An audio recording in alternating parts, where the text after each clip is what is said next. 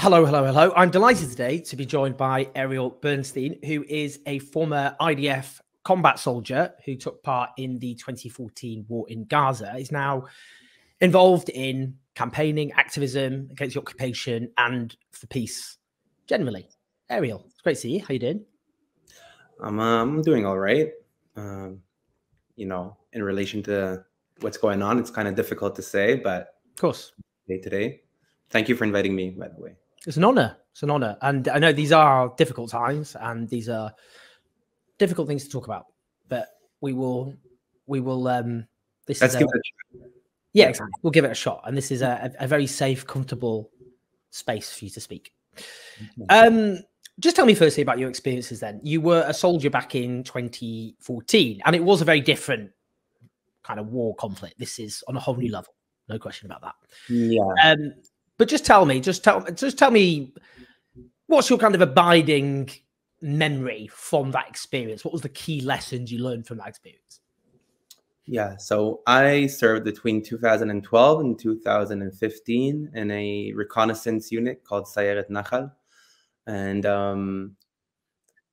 I was, before entering, we had another operation that was quite large, but nobody remembers because what we call Protective Edge, Tzuk Eitan, or the 2014 war kind of overshadowed the other operation that came before, which was called My Brother's Keeper, in which we searched in the West Bank for the bodies, what became known to be the bodies, but were kidnapped teenagers.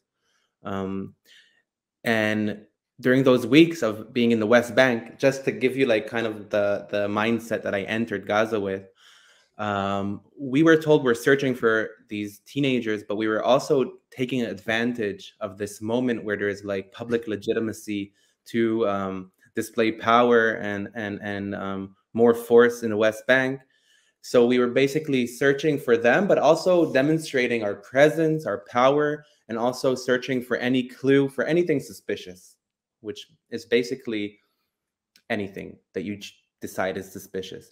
And so for weeks during this operation, I don't remember exactly how many days, I was a commander and I was choosing homes to enter and to invade and to search, which basically means to enter a house in the middle of the night of a family, flip all the furniture, terrify the family, usually not find anything usually because you're just choosing homes randomly and move on.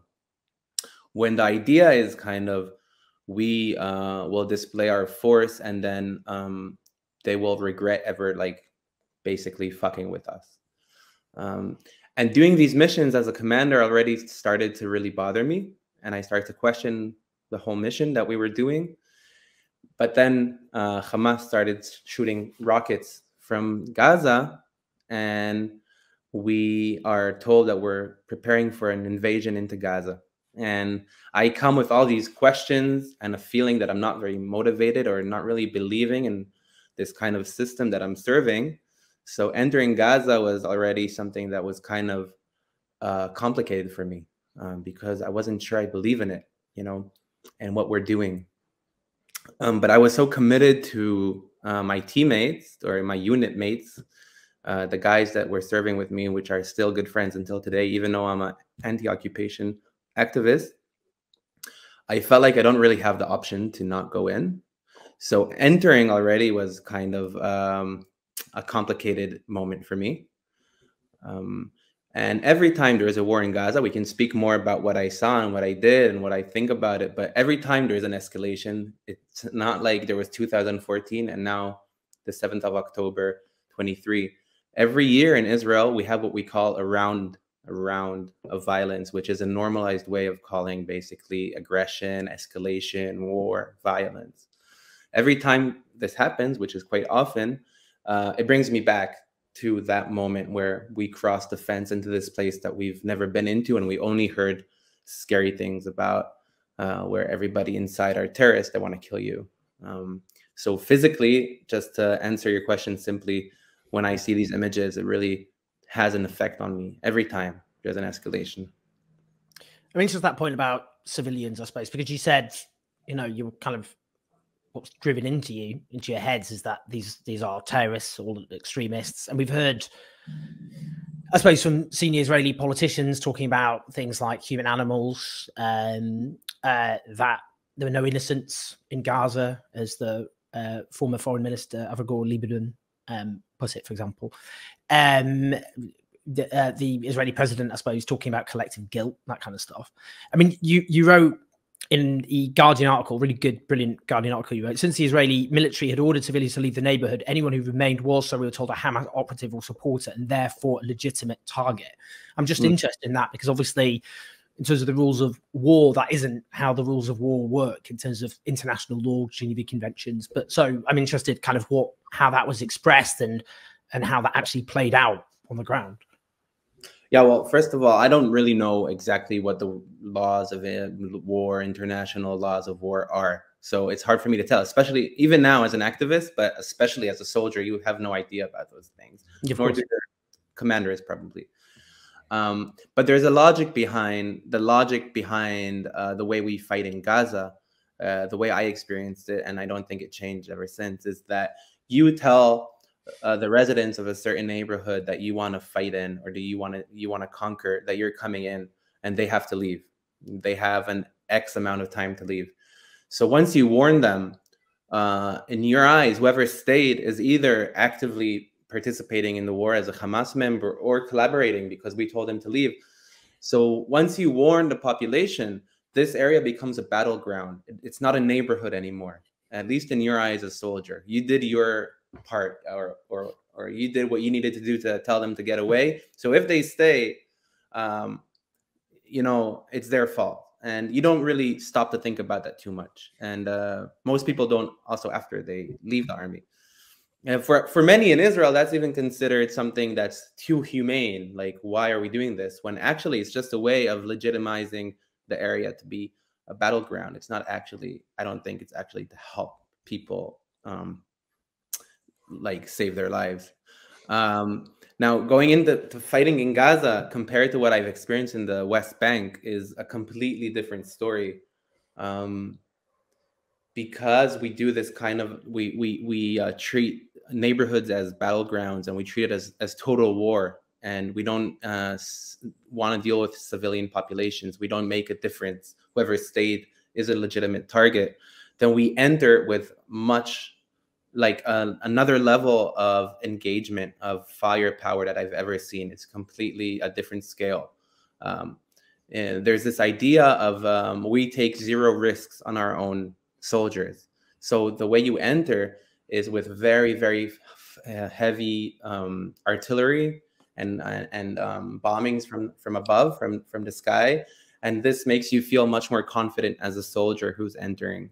And it leaves a level of destruction that I've never experienced before in anything I did in the West Bank. Another example for that could be the way we enter homes in Gaza. Before that, in the West Bank, you maybe invade a home. You're not really asking if you can enter or not. You maybe break the door. You maybe kick the door or do whatever you need to get in. But in Gaza, you don't even go through the door because it might be trapped. So you fire a rocket from a shoulder rocket into the wall, and you enter through the wall. So the way we're like engaging with this whole area is completely different. We were there for like 2 weeks, I'd say maybe 3. And as you're there, you start to see it becomes more difficult to treat the place as if it's just a battleground, because you're actually staying in people's homes. At least that's the way it was for me. You start seeing family photos, signs of life of people who live in this place, school books. We heard of a family that one of our units met in one of the homes, and they later died in the bombings from above, from fighter jets. So this kind of idea that everybody is just who stayed is engaged in fighting, and that we're in a battleground. It's hard to keep it when you actually see that you're in a neighborhood. And to your point, that has to do with the dehumanization. I think once you start to question that, or to feel like that idea crack, then you have 2 options. Either you start questioning the whole thing that you're doing, or you have to turn to dehumanization, because then if you don't do that, you're left with a lot of guilt, I believe. I mean, linked to that, do you think that IDF soldiers currently in Gaza have vengeance, I suppose, in their heads? And that vengeance has been maybe legitimized by, I suppose, those higher up in the army, but also politicians. And when I say vengeance, it doesn't simply mean in their heads, say, identifying Hamas members, for example, but the risk is any civilian in Gaza could be on the receiving end of that vengeance. What's your sense of kind of how many IDF soldiers maybe are currently thinking right now, and how sanctioned that might be? I think naturally, after seeing what happened on the 7th of October, people, not only soldiers, everybody in Israel might have this feeling that they want revenge. Maybe it wore down by now, but even I maybe felt it to a certain extent, you know. Mm-hmm. But what's sad and what's different these days is that this kind of feeling and this desire for revenge and this idea that we don't need to make a difference between Hamas operatives and civilians isn't just something that you feel inside and you kind of want to feel, and you might feel ashamed of it. It's completely normalized by the highest ranks, not only in government, which is already really fucked up, but they're, I guess, trying to be populist and to ride this wave of hate. But also you can see this from within higher ranks in the army, which is really frightening. And I can definitely see how certain statements that used to be more considered kind of things that you're not supposed to say, like we need to flatten out Gaza, there shouldn't be anybody left there after we finish this war, or it's about time we finish them once and for all kinds of statements like that have become something that are quite normal around me, sadly, and they become normalized because of our leaders, first of all. When you saw those images, as we've all seen images, video footage of Palestinian men stripped nearly naked down to their underpants and paraded in front of cameras, I mean, a former British soldier made the point that removing clothes of people isn't in itself something which you wouldn't see in a military operation, check for suicide belts, things like that. But doing mass arrests where people are stripped and then paraded in front of cameras obviously contravenes the Geneva Conventions. It's very clear that you can't do that according to international law. But what's your sense of when you saw those images and footage? There are also allegations that were obviously taken away, and allegations of torture, that kind of thing. What's your sense of what's happening there? How it's been justified, and what the purpose is? Yeah, my sense is, first of all, there's no doubt that many people in Gaza are part of Hamas, and they might even participated in what happened on the 7th of October. It's not like I know who is a terrorist and who isn't. I can't come here and tell you, oh, I know all of these people are innocent and none of them have done anything on the 7th. But I don't see any security, military logic behind parading people nakedly in front of cameras, like naked people in front of cameras in such a humiliating way. One thing that it makes me think is that this can only help Hamas more gain power, because they have maybe an ideology in which they say all Zionists, all Israelis, all Jews are kind of monsters that it's impossible to speak with in any kind of dialogue, and we must fight, and because we have no other option, so we have no one to speak with. And images like that really serve, I think, that narrative on Hamas's side.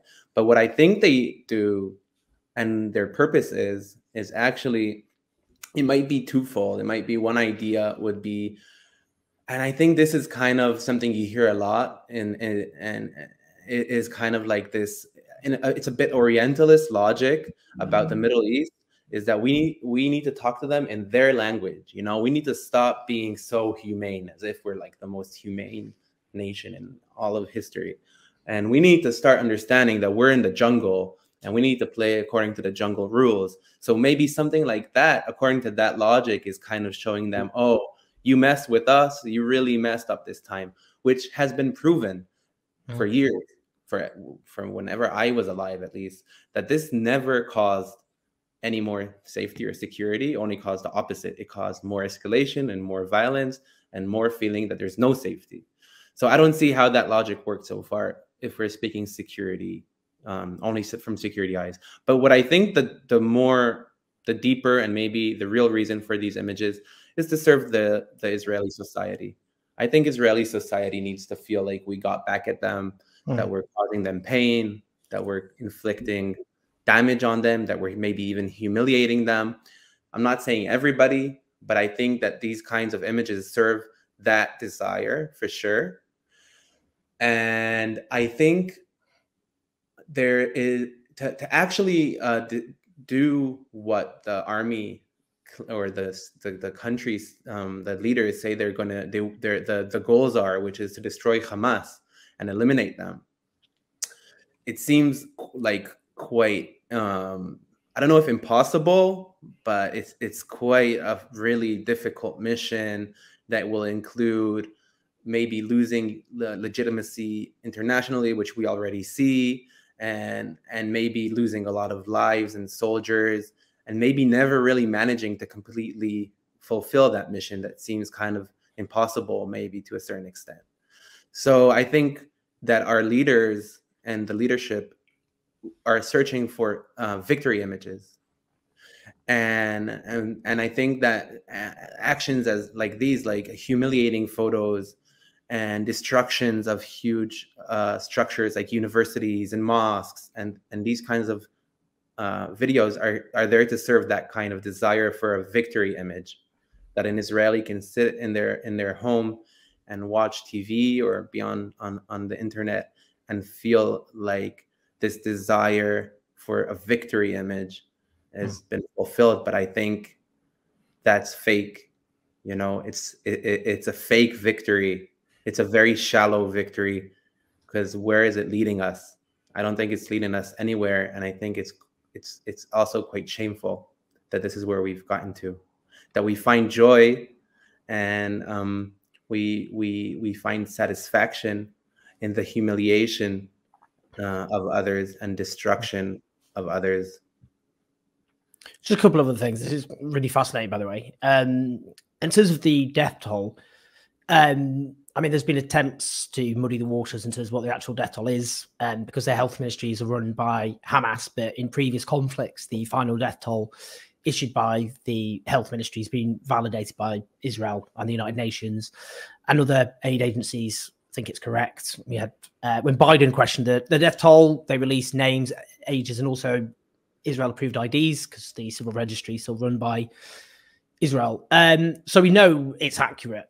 And in fact excludes people buried under the rubble. So actually it's an underestimate. So it's about 20,000. I mean, that's a credible estimate, which is about 1% of the population. And you keep seeing, it's one of those, I've never seen anything like it, where you log onto Twitter and you read of a journalist or UN aid worker, and it just says they've been killed, but then it says 23 members of their family have also been killed. Yeah. Or 30. I mean, I've never seen anything like that in my life. What does that tell us about the military operation? Like, what is actually happening? How that, because it is an extremely rare, and Haaretz, the Israeli newspaper, did a study of this, and there aren't really precedents for that kind of bombing campaign in a very small area of space, obviously. What's your sense of what's the dynamics of the military campaign? Well, it's hard to say exactly what's going on in the highest rooms, but I doubt that there's someone who's saying, oh, let's, here's a bunch of civilians have done nothing, so let's just kill them. Because if that would be the case, we could have maybe killed more, but that doesn't, the fact that isn't how it works doesn't mean that it's completely different.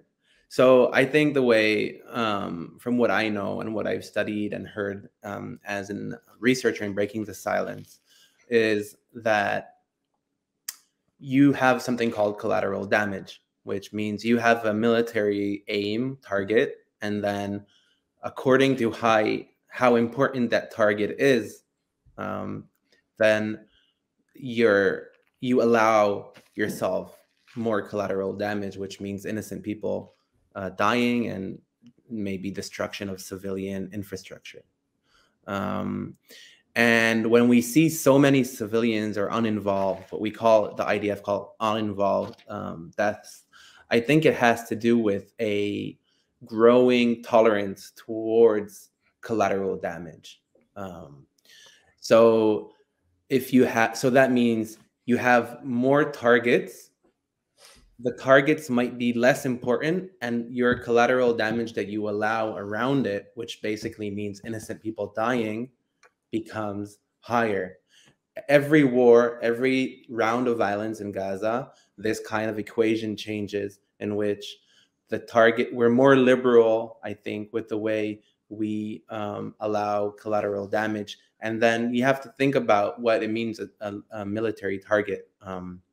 If there is a Hamas member who was verified to be in a certain building, I don't know exactly because I'm not the one choosing the targets, but that might make the whole building become a target, right? So we need to think about what that means from the Israeli side. If we would think it would be justified, let's say, if a high-ranked Israeli officer or just an Israeli soldier walked into an apartment one time and had dinner, or lived in a building, does that mean that everybody around becomes a legitimate target? And I think as we dominate Palestinians more, especially in this way in which we do it in Gaza, I think as a people, we become, as a society, we become much more tolerant to deaths of civilians. And it's coming to a point right now where what we talked about before, where people actually claim that there is no such thing as an innocent person in Gaza.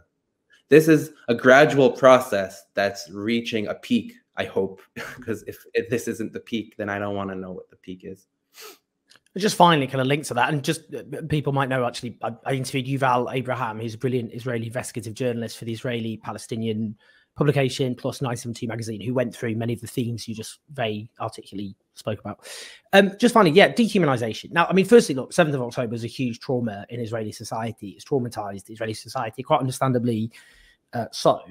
Obviously, well, we would agree there was that this didn't begin on 7th of October. It goes back many, many decades. The context of occupation, of siege, and so on. But the point I was just that point about dehumanization and what occupations do to occupiers. And we were talking just before I put the video on about the experience of, for example, Britain and Ireland, and the Irish were dehumanized in a way which I think lots of people who grew up in the 90s onwards don't actually often understand, because Irish culture suddenly became sexy, you know, Irish music, that kind of thing. It was something kind of like that was not how Irish people were generally treated. They were they were portrayed as subhuman, as innately brutish, as violent, as uncivilized. And that was and there was a famous way of summing this up in terms of even in the 1950s, 60s, of signs which would say no blacks, no dogs, no Irish.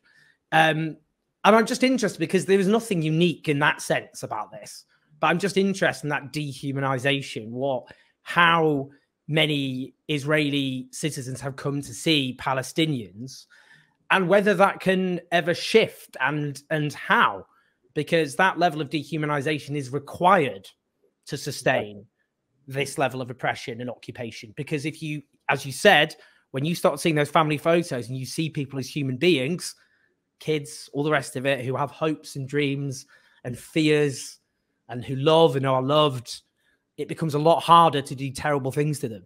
So I'm just wondering about that dehumanization and how you changed it. That was a very long question. I do apologize. Yeah. You know, when I was a soldier in the Jenin area guarding the fence, we were patrolling the fence between the Jenin area and Israel. And it's this, like, what we call a smart fence, which when someone touches it, then you get an indication and then you go there with your Jeep. And one time we had this, and there were two kids who were, gotta be, from my memory, at least like the maximum 8, maybe 7, 8-year-olds. And they touched the fence. I don't know what they were doing there.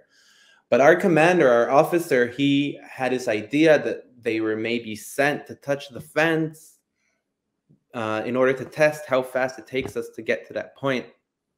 And therefore, in order to kind of ruin their idea or their scheme, we will arrest these kids so they know not to try to think about doing anything funny, you know. So basically, we had a reason why to arrest these kids for touching the fence.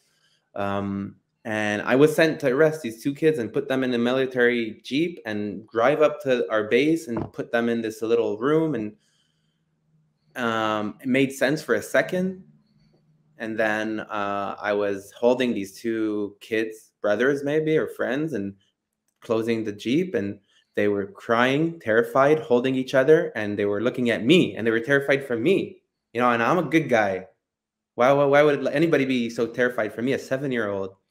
And then I realized I'm kidnapping these kids.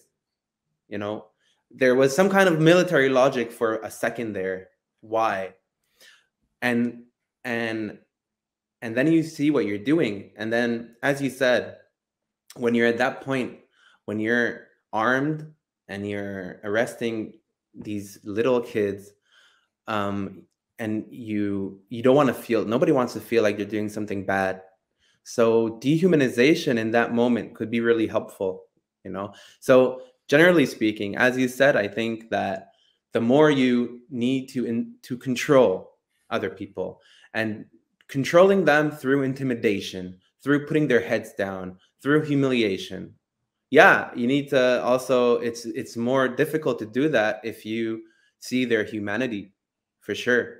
And I think this war really crystallized something for me, and I think it might be true for both sides. Not that I can speak about the other side because I'm not Palestinian, but I think that there's this narrative of it's either us or them. There's no space for both of us on this land. And there are a lot of people who believe that between the river and the sea. And it goes to our government and actually many of people in the opposition, but it's also true to the Hamas and the kind of ideology they serve. And once you believe that there's no space for both people to live peacefully in the land or at all, then you have to turn to dehumanization, because either us or them means that one of us needs to be either exterminated or transferred out. And to accept that idea, I think it's quite difficult. So I think, again, dehumanization is really helpful for holding on to that narrative, which is probably the majority of Israelis. I hope not. I hope I'm wrong. And I think this is also what has been crystallized for me in these days as an activist, is that we have to crack that narrative. It seems so simple and maybe even like kumbaya-ish, like, oh, there's place for both nations on this land. But I believe that the narrative is so important because it also serves Israeli violence and continuing the war. Because if there's really no space for both of us, and it's either Palestinians who can live on this land or Israelis, then this pushes Israelis to this corner where they feel more justified with their actions. And obviously the opposite is true too. So if you only believe that it's either us or them, then war is the only option. It's very fertile land for war and dehumanization. So I believe that is kind of something that we need to put our focus on right now. I think that's a very thought-provoking way to end it. Ariel, that was absolutely fascinating and full of insight, but also humanity, which I'm always a big fan of. Humane insights into the horrors in which we live in. And if there were more of it, we would not live in the world in which we live. So please like and subscribe and do share this video. But a special thanks to Ariel for his brilliant thoughts. Thank you so much, Ariel. Thank you for inviting me.